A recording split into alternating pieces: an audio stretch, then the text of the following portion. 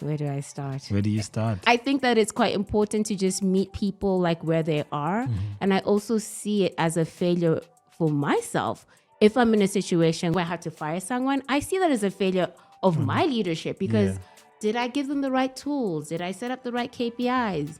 Yeah. I feel like everyone in my life is a coach and a mentor. I don't have like, cool, mentor number one. Yeah. It's like anyone I'm conversating with, even the people who work for me are coaching and mentoring me. Because you can always learn something from someone, what to do and what not to do. Yeah. It's going to be very difficult for me to have a connection to somebody's dog. Mm-hmm. To the same extent that they have. It's like you never even showed us a photo of your dog for these past 10 years and now you're going to go like... It's like, oh snap, so-and-so just quit. Self-soothing. Then you go, oh shame. And then you have to just get back onto the horse and then figure out the solution, right? Yeah. It was absolutely shocking. Number one, I felt as though I have failed him. But even more so is that I wish that he had told me this earlier because it is easy to be on one side of a coin and not realize the other side exists. And unless somebody brings it forward, it was almost impossible for me to know. And so one of the things was he didn't like my language. Sometimes we are afraid to do something. You fear shame. I don't want shame. We're trying to break that burden by sharing stories of courage, resilience, and we want to be able to celebrate your story. Shameless. Hi, my name is Nono Bokete. And I'm Dzikamai Gangaidzo. And I'm the host of the Shameless podcast. Viji to that. I wanted to say something very cheeky, but today I'm going to be very professional because the cameras are on. Oh, well, it's the first time you're taking the higher road.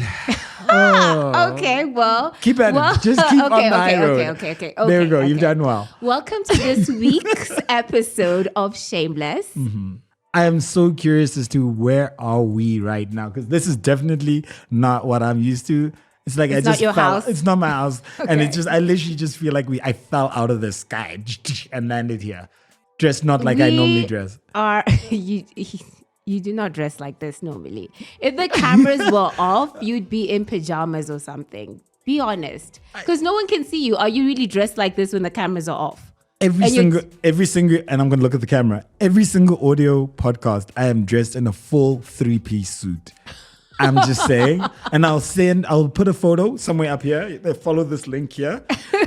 See a photo of me in the 3-piece suit. Okay, well, I'll be honest that every podcast that I'm on, I'm in a white gown. I have no makeup on. Okay, so where are we today, Nono? We are in Johannesburg. Whereabouts in Johannesburg? Rosebank. And what are we doing in Rosebank? We're having not our first, but our... A shoot? Yeah. I guess it's our very first, like you and I doing a podcast. I'm feeling a bit nervous because it's not in a familiar setting and not wearing the familiar clothes. Yes, I don't feel comfortable. I feel like, I'm almost like I'm dressing up for this. Honestly, I'm slightly uncomfortable because I know it's a video podcast. Yeah, so when it's not a video podcast, I'm just like, exactly, I can do whatever. Fine. All right. So what are we talking about today? It's going to be a tough conversation, but I think it's quite important. Tough conversation. Yes, because transformation leader is obviously about, developing leaders. And part of being a leader is sometimes having those difficult conversations that you don't want to, especially if you're like, hey, I want to be a boss. And sometimes what we see most only is the good times. Or you think that they're good times, but in reality, the things that you don't see are those tough decisions and those tough moments that you probably have to face alone without the support or without the cameras, without the glitz and the glory. So a lot of people run into the idea of, I want to be at a certain level, but with that certain level comes with a lot of responsibility and tough discussions. Can you give me an example of what is a tough discussion? Where do I start? Where do you start? I think all of them that are not, and we all lived happily ever after. The end. The end. Those are tough discussions. All right. So in terms of performance management, you might come across difficult conversations. If someone is not performing as expected or as required, you as a leader are expected to have those direct conversations with someone. But then why is it important to have these tough conversations? I mean, surely we can just navigate them and almost try to avoid them.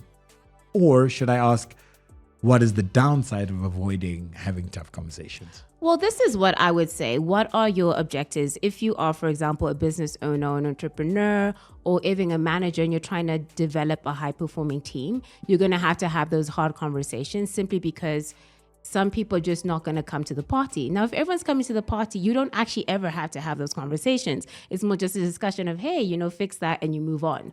But then if you're constantly having those discussions because you set up, obviously, your KPIs, your goals are clear, the objectives and responsibilities are extremely clear to those people, then if they're not meeting that and they're not meeting that consistently, 2, 3, 4 times on the same specific thing, you're going to have that difficult conversation. You're going to have to be able to say, hey, so-and-so, you're not meeting this, and the expectation is this. You're going to need to find out, do they have the right tools for their job?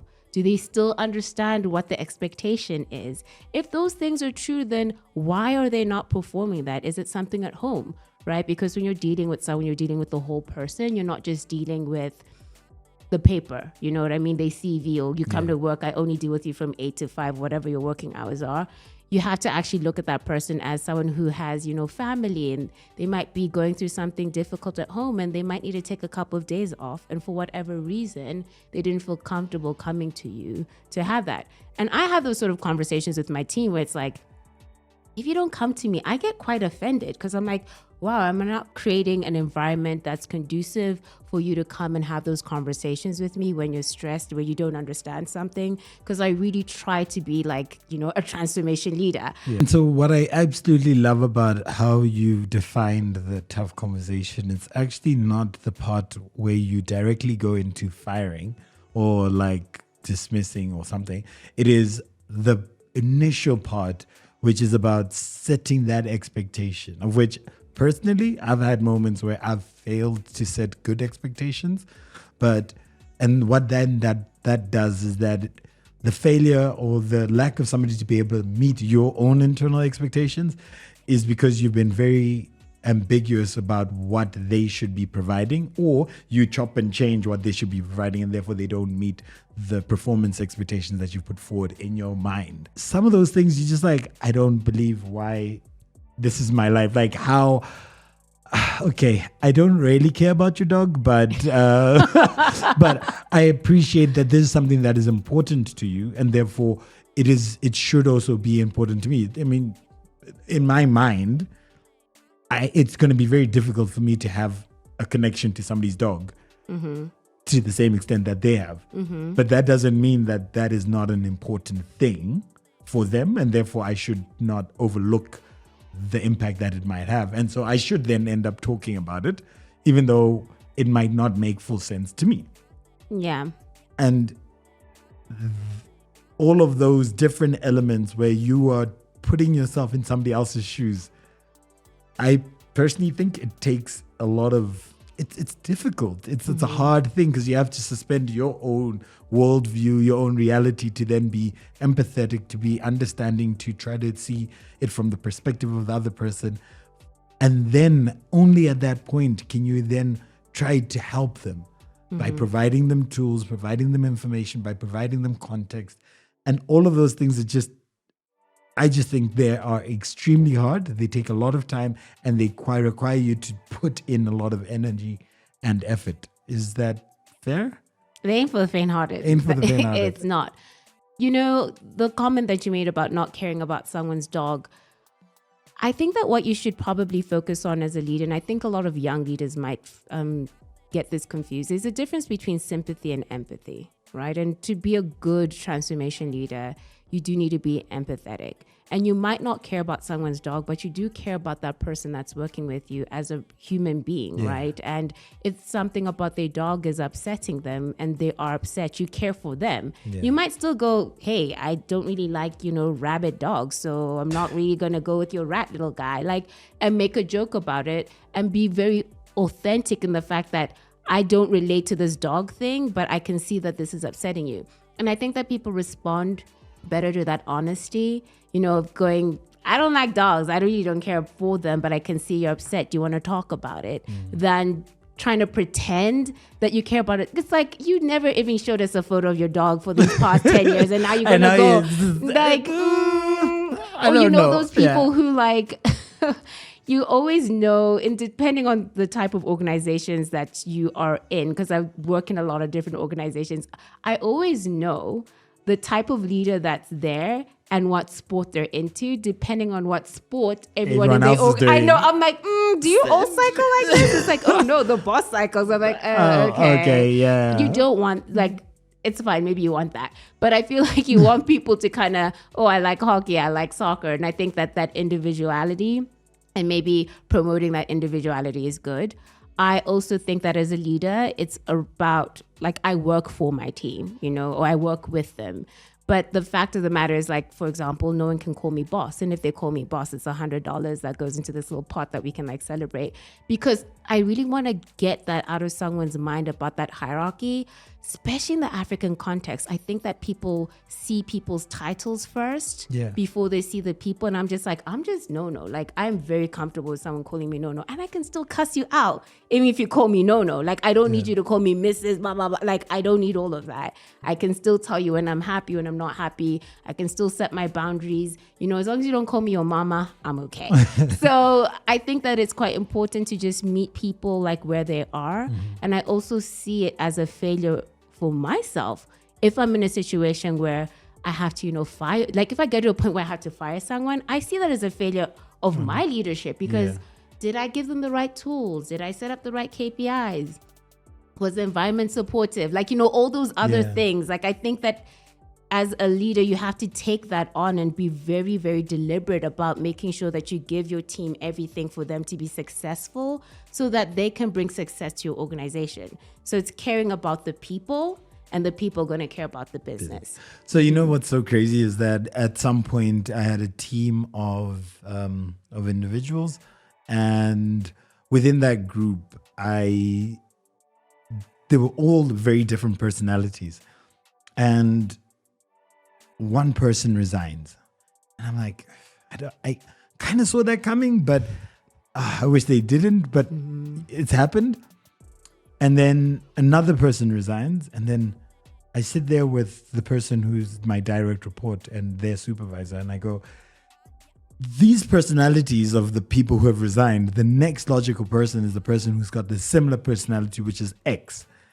And I was just like, I think it's the way that I'm managing this team, because I'm managing it from the perspective of somebody who's closer to me and more similar to me.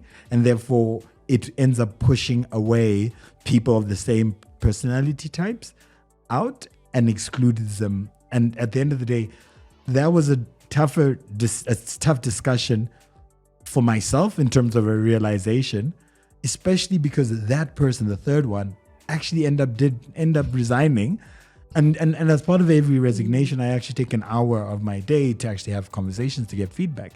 And this individual, for the first time, actually came out and decided to express how I made him feel within the context of the team. And I was so surprised. I was like, wait. And it was absolutely shocking. Number one, I felt as though I have failed him. But even more so is that I wish that he had told me this earlier, because it is easy to be on one side of a coin and not realize the other side exists. And unless somebody brings it forward, and maybe they might need to bring it forward multiple times, it is difficult it was almost impossible for me to know. And so one of the things was he didn't like my language. And I was like, well, that's a simple thing to fix. I could have just been more like, and it's not that, more conscious about it, but it didn't come soon enough for me to make that change. Therefore, I felt like I failed, and therefore it took more away from me. But the conversation was difficult. I believe it was difficult for the person, but also it was difficult for me. And in this moment, I also am curious to understand your view about where the onus lies on the other person. So we're talking a lot about me as the leader. I need to do 1, 2, 3, but the other person as well potentially could give themselves an opportunity and or also lean into that hard conversation for them to be able to amplify what that transformative leader might look like. What are your thoughts on that? Okay, so when I say me as a leader, I'm in the hierarchical context of, CEO of an organization, but I believe that transformational leaders are in every level of the organization, meaning that if you are an employee and you're sitting across your CEO, I expect you to have that conversation to say, hey, when you said this, it made me feel this kind of way. Like, is that true? And in a respectful way, you don't have to be combative like at every, you don't have to fight about it. You can just have like, hey, did you mean this, etc. I don't understand. And I also think that it sometimes requires trust and it needs to build up. I do see like people who just join our organization, because we laugh a lot, like we have these Friday sessions when everyone like kind of tells their gripes for the week and we can all laugh about it. Wow, and so it's like you just pour your soul out to your community. Only on Friday. Only on Fridays? Only on Friday are you allowed to complain about your life and everyone's going, oh, sorry, not like figure it out. You're a leader, solve it. So I'll be joining on this Friday so that I can tell you all my problems. Exactly, because I do think that, venting is a form of like healing and kind of also unpacking and understanding some of that stuff. And I don't prescribe to that thing of, you can't complain and everything has to be okay and you have to like solve it on your own. I think that it's important to be like, it sucks, hey? Like, yeah, it sucks. That feels good, misery. And then you like move on the next day because, on Monday, you're going to have to solve that problem because that's expected for you if you're working in our organization. But yeah, I do think that if you are a leader, regardless of what level you are, you're going to have those conversations. It's your onus. Just like how we talk about if you want to develop your career. You have to take responsibility on, okay, what do I need? You can't wait, oh, my manager didn't have a career conversation with me. And then they have their own life and they're planning their own career. Yeah. So you have to really take that onus of, well, if you're finding yourself in a situation where you don't necessarily like the management or leadership style of your manager, then be a leader and try and have a conversation about how you can meet in the middle. Also look at yourself first, because the first thing is you always have to look at yourself. That's the first part. You could be like, you could be the problem. You really could, and people haven't been telling you the truth. And that's that is one of the an extremely difficult thing is that notion that I am the problem and starting it with that, because no matter what happens, even if you're not the problem, you have to be the solution. So either way, it's going to all come back to you and you are the only one. And so there was something that was said the other day. It was a quote and it was a guy who said, my mentor told me that the CEO of a business is responsible whether the business does well or whether the business doesn't do well. At any point of the process of the business running, it's the CEO who's responsible. And so if the customer doesn't buy, if the customer doesn't like him, if the customer blah, blah, blah, if his employees don't like him, all of those things, it falls on the CEO, right? And the CEO has nowhere to run to or to cry to, right? It's like, oh, snap, so-and-so just quit. Self-soothing. Then you go, oh, shame. And then you have to just get back onto the horse and then figure out the solution, right? Yeah. And the key around that point was you are the CEO of your own life. And so regardless of every single thing and where or how or what caused it, it's only you. And if you can't actually then go and face that tough reality, have that tough conversation with yourself, then you're going to just accept, and you are accepting the reality that you find yourself in, and the thing that you're upset about or unhappy about, it's you. You've just decided that this is it. Yeah. I am the CEO and I accept it. Done. Yeah, no, I 100% agree with that. I feel like to live is to suffer. I know that sounds so depressing. The poetic too. I mean, where did you get that? Shakespeare? No, but some casual reading of Shakespeare. Is that what you've been doing? I really have just been feeling like, I think life, like if you're alive, you're going to suffer. Like it's just part of it and you have to kind of like learn. So one of the things I always talk about is life's unfair and you have to choose the unfair environment you're going to be living in, because I genuinely do believe it. Like yeah, you can have like great moments, Yeah. but if you look at the entirety of your life, there are sucky periods, and then there like, you know, these really great periods and followed by sucky periods again. It's never just like, oh, it's beautiful. you know, happily ever after, and we ran off into the like a sunset. No. So I think that once you kind of accept that, I think that also allows you to look at life a little bit more differently, even when you have conversations. So I've had like difficult bosses, who hasn't? And they haven't bothered me at all, because that's their life. You know, I'm here doing what I need to do to get to where I need to be, because I'm the only person who's going to get me there. Yeah. And I genuinely believe that. I'm not waiting for anybody to open that door for me. Anyone who, come and... Everyone is struggling and doing their own things. Like, so you need to just make sure that you are making sure you're doing the best that you can every day and not relying on people. You can be lucky. Yeah. You can get a great leader who's going to mentor you, coach you. And I've had those as well. And I've been privileged to have that. I've even have like, you know, people say you need to have a mentor and a coach. Yeah. I feel like everyone in my life is a coach and a mentor. I don't have like, cool, Person mentor A. number one. Though Yeah. it's like anyone I'm conversating with, even the people who work for me are coaching and mentoring me. Yeah. Because you can always learn something from someone, what to do and what not to do. Yeah. So then now when we take it back to about having these tough conversations. Yeah. What is the biggest weapon that you can possibly bring forward, that you possibly use in order for you to be able to start having the tough conversation? Like, how do you start it? How do you go, this is so uncomfortable, I'm just going to do it? It really depends on how... And can you give me an example? I will give you an example, but I feel like it really depends on how pissed off someone makes me. Okay. I really do. And I know that's not the right answer. Wait, so you're going in there like, okay, so No, because as I'm in, pissed, I'm going in with this. No. I will never have a conversation if I'm upset. Okay. But it will determine how soon the conversation happens, Okay, depending on got how you. upset Yes. something has made me, essentially. So if it's like I've constantly had this conversation with this person to a point where I'm like, I now even want to fire them, right? Yes. Like that's how incensed I am, because it's like, it's not even, you know, you don't know what you're doing. It's like negligence. It's now even, it's sabotage. Like that's how it feels. Because it's like, there is no way you're really like performing like this.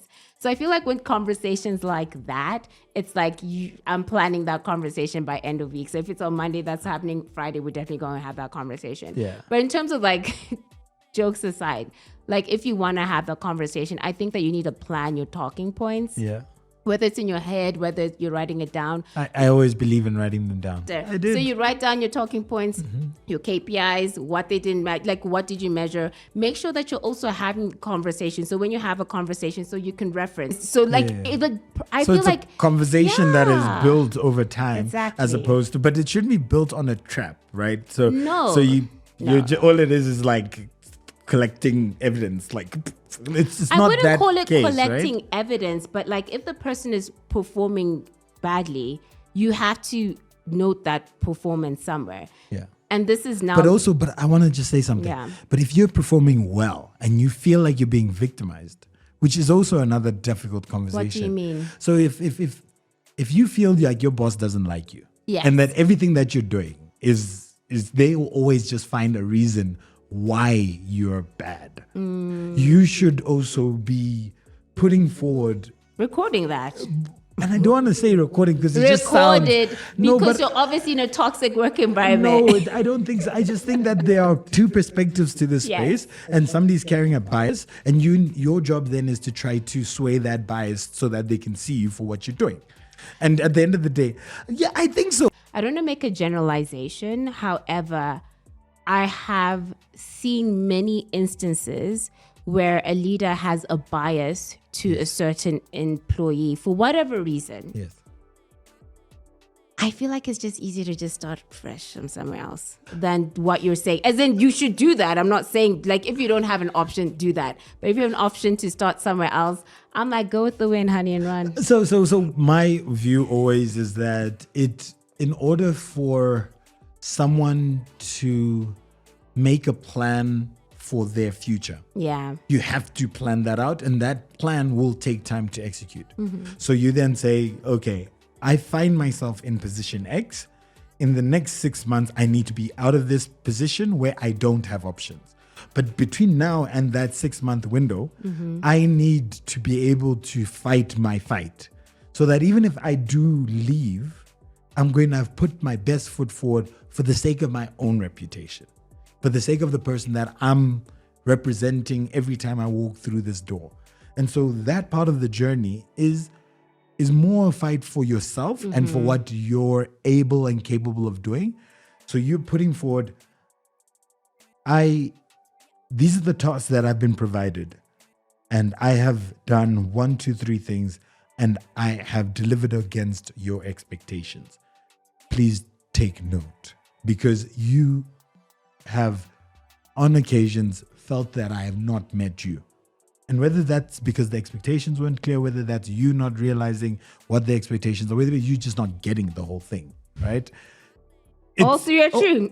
Can be true, yeah. You just need to be able to also fight your fight and not just go down in a wimp, because what ends up sometimes happening is that, he's the boss, and you just get pummeled, like beaten down until you just have no self-confidence, no ability to contribute in an entire rut. You hate coming to work in the 6 months. Hell, you might not even prepare for 6 months. It might just be 6 years, exactly. And you're just sitting there waiting for someone to come save you. And no then one's coming to save you. You get this empathetical spiral, and it just doesn't really help anybody. So I go, even if your boss is not the one doing the things, you need to be able to show your worth within the space. So hopefully you're not in an organization where there's only like one boss. Because if there's only one boss, then do the 6-month plan. And the reason I say that is because... So we're terming the 6-month plan? Yeah, like... So Ziggy 6-month plan? Exactly. Because I just go like, I just don't see how that's going to save you. I have a question for you. Go for it. Because you talked about difficult conversations. So hierarchy leader, like CEO with employee, and then maybe employee with direct line manager. And then you talked about the bias of a leader with an employee. Now, what happens?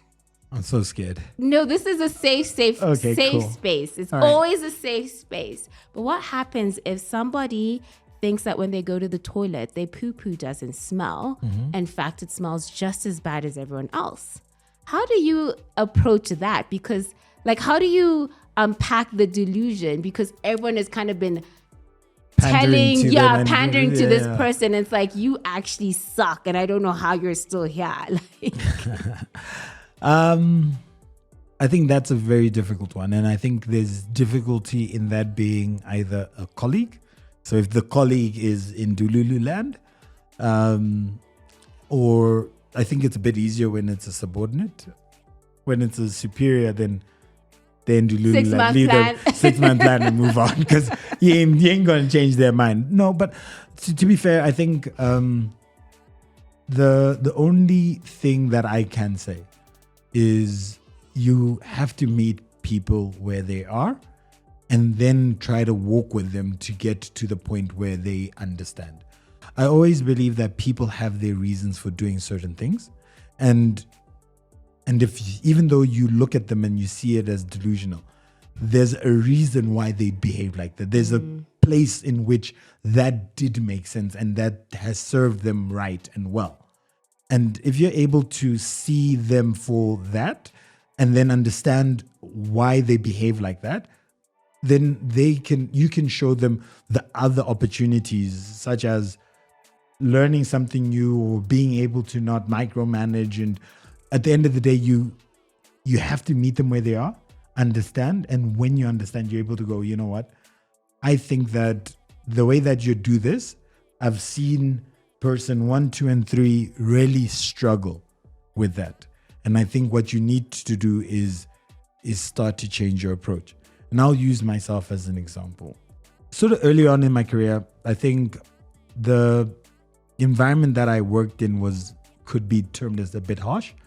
So you had to also be quite hard on people. And for me, what I always found was that the reality of what you came into the industry thinking is very different to what you see.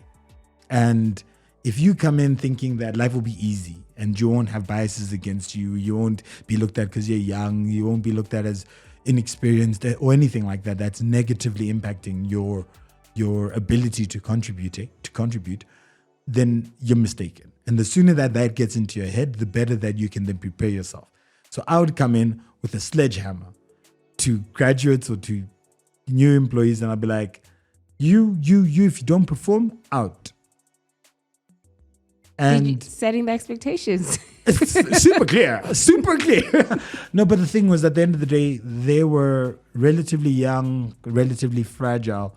And that's why also only a certain types of people who could stomach that could go forward and not necessarily carry that burden of how I delivered that message. May I ask, is that how when you started? That's how it was. It for was like you. So military. it was kind of like, if you don't do this, we're going to kick you out. So you just knew that was what it was, basically. Okay. And I also think a bit of boarding school was in that space as well. So I just had that sort of hierarchy, like, so that's what I knew, right? And that's how and it was only after a couple of people came to me, and it took a couple of attempts.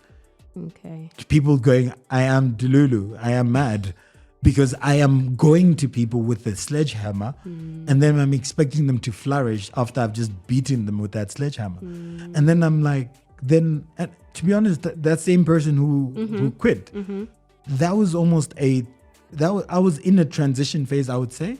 But that was the thing that said, you know what, I really need to just do more. Because that experience just was the icing on the cake of how I viewed myself versus the reality of what I was actually doing. And so I was delusional in that space. And how did I move from being Delulu to not? Was people coming to me and telling me that this is not working. This is not working. And then with that, it was the examples that I then saw, coupled by the repetition that made me go, you know what, I think I should really consider the way that I'm doing certain things. It's the community saves that person. And when they save that person, they save it for the whole community. Am I fully out of it? No. I think there'll be always things that I can do better, but it's being able to be self-aware that you are not perfect. That whether you're doing something for a good reason or a bad reason, there could be better ways of doing it. And that's how I think. I think a delusional person is doing it for a reason. My reason was because that's all I knew. That's how I was raised as well. Not raised, but high school and the rest. And I needed to hear it, see it, and then feel it for me to then step out of it and then be able to be a different type of leader. So when I then changed teams, the first thing that I did is I put a plan around my expectations and why I do certain things. Because then it gives everybody an essence of who I am, why I'm doing it. And when you see me do X, you should know it's because of this target, this idea, this moral view that I have around work, around high performing teams, around getting the most out of people, and then trying to give people the opportunity to also be comfortable to challenge and ask me questions so that I can also meet them where they are, as opposed to me always just meeting them where I am and then expecting them to deliver the same way that I would deliver. So that's my answer to the Delulu question. I like the comment that you made about if you take care of the community and have a good community and you help that person, it serves the community, because I do think that developing a leader is just like a child. It takes a village. Yeah. And I also think that it's very circumstantial. What I mean is a startup environment is completely different to a small scale business, to a large scale, to a multinational. And there are some limits or issues depending on the size of the organization, where that organization is it highly regulated? Is it, because that all feeds into the culture, the type of leaders that are naturally flourishing in that environment versus the leaders that aren't. And when you talk about, you went into a very harsh environment for work, it's not surprising that that's kind of like the leadership style that I then had. Yeah, because it's like, well, survival of the fittest. And if I don't create people who can survive, we won't have a team because no one cares about, oh, how do you feel? So in summary, sir, ma'am, hard conversations. Yes. One of the things you mentioned was meet people where they are. Yep. Another thing is, if you are having a hard conversation, have you set up KPIs for those people. Clear expectations. Another one that you mentioned was write it down. No, you mentioned write it down. I said you could write it down or put it in your head. Just think it out. I just want to add something to that, because there's something that I find extremely difficult is just starting to have that conversation. Yeah. So for me, I'm going to have that conversation on X date. I send the invite. I lock it in. That's a good one. Because it is especially if you're terrifying. Not a confrontational person. It is terrifying to just actually commit to have that. And I would shy away from having it, and I'll always give myself excuses until the month end or the year ends. And so sometimes even just having somebody who you tell and say it's going to happen on this date, and then you also say I'm going to do it on this date, and you schedule it. Those two things then will force you to then do it. Like an accountability partner. Exactly. Okay. And then you said writing it down, meet people where they are, be authentic. True. In those conversations. If it's a difficult conversation for you, I think tell them it's a difficult conversation. Exactly. This is not easy for me. Yeah. Well, thank you so much for joining me in Rosebank. And this is our first video podcast together. See you again next week. This podcast is brought to you by Transformation Leader. You can follow us at www.t4leader.com.